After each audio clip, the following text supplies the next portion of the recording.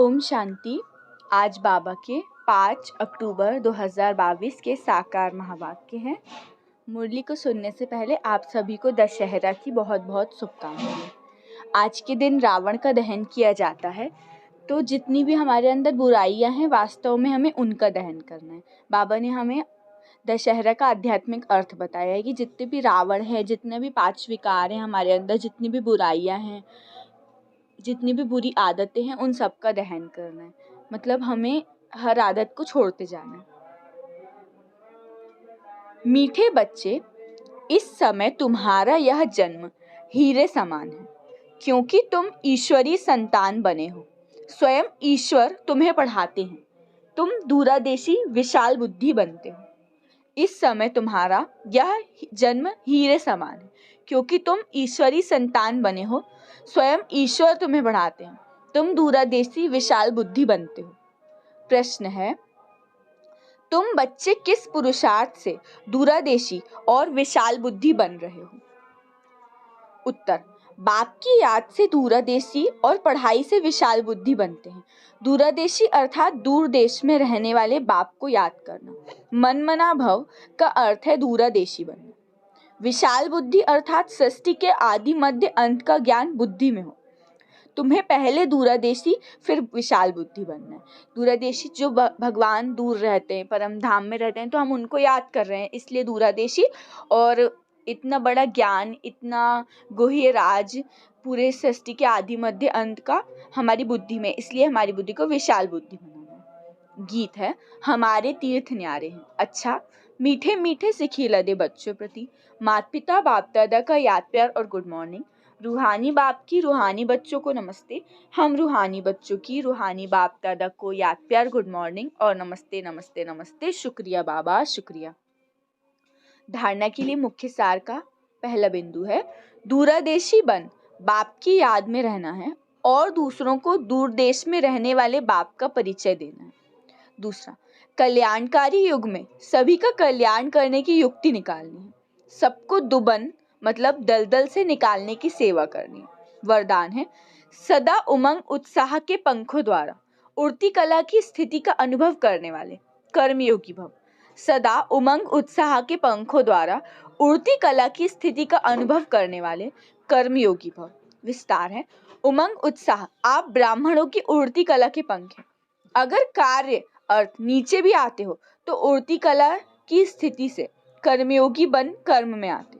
यह उमंग उत्साह ब्राह्मणों के लिए बड़े से बड़ी शक्ति है। नीरस जीवन नहीं है, उमंग उत्साह का रस है, तो कभी दिल शिकस्त नहीं हो सकते। सदा दिल खुश उमंग उत्साह तूफान को भी तोहफा बना देता है। परीक्षा व समस्या को मनोरंजन अनुभव करवाता है। मतलब हमें ब्राह्मण जन्म मिला है, स्वयं भगवान मिले हैं, इतना बड़ा राज हमें पता चला है, तो हमें उमंग उत्साह में रहना चाहिए, कभी भी मायूस नहीं होना चाहिए। सदैव उड़ती कला का अनुभव करते रहना चाहिए, मतलब कर्म करते भी कर्म के फल से न्यारे होना। स्लोगन है, जो अशरीरी स्थिति के अभ्यासी हैं उन्हें शरीर की आकर्षण आकर्षित नहीं कर सकती। जो अशरीरी स्थिति के अभ्यासी हैं उन्हें शरीर की आकर्षण आकर्षित नहीं कर सकती। अब सुनते हैं मातेश्वरी जी के अनमोल महावाक्य। हम मनुष्य आत्माओं को पहले पहले कौन सी मुख्य पॉइंट बुद्धि में रखनी है, जिस पर खूब अटेंशन रखना है?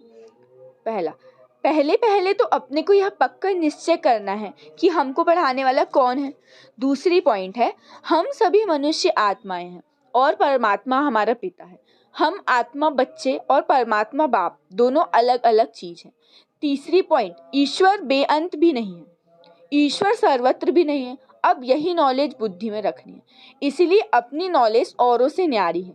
भले दुनियावी मनुष्य समझते हैं हमको परमात्मा का ज्ञान है, अब उनसे पूछो आप में कौन सा ज्ञान है, तो कहेंगे ईश्वर सर्वव्यापी है। अब परमात्मा तो कहता है मेरा ज्ञान मेरे द्वारा ही मिलता है। जैसे बैरिस्टर द्वारा बैरिस्ट्री, डॉक्टर द्वारा डॉक्टरी सीखी जाती है, भल वहाँ बैरिस्टर भी अनेक होते हैं।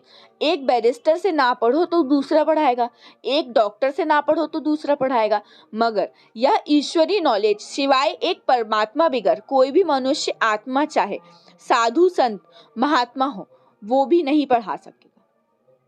तो हम कैसे समझे कि इन्हों में कोई परमात्मा का ज्ञान है? और चौथा पॉइंट, परमात्मा युगे युगे नहीं आता, बल्कि परमात्मा कल्प कल्प एक ही बार इस संगम युग पर अर्थात कलयुग के अंत और सतयुग के आदि संगम समय पर आता है और अनेक अधर्मों का विनाश कराए एक आदि सनातन सत्य धर्म की स्थापना कराता है। अब लोग कैसे कहते हैं कि परमात्मा युगे युगे आता है, और ऐसे भी कहते हैं गीता का भगवान श्री कृष्ण वो द्वापर में आया। अब इन सभी बातों को सिद्ध करना, गीता का भगवान कृष्ण नहीं है, शिव परमात्मा है, और वो भी द्वापर में नहीं आता, संगम समय पर आया है। पांचवी पॉइंट, गुरु बिगड़ घोर अंधियारा कैसे हुआ है, और वो गुरु कौन है? मनुष्य सृष्टि उल्टा झाड़ कैसे है, और हमको अपने 5 विकारों पर जीत कैसे पहननी है? छठवीं पॉइंट, हम वही पांडव योद्धे हैं जिसके साथ साक्षात परमात्मा है, उसी तरफ जीत है। और 7वीं पॉइंट, परमात्मा खुद सर्वशक्तिवान है, तो जिन्होंने परमात्मा का पूरा साथ लिया उन्हों को ही परमात्मा द्वारा लाइट माइट दोनों ताज मिलते हैं।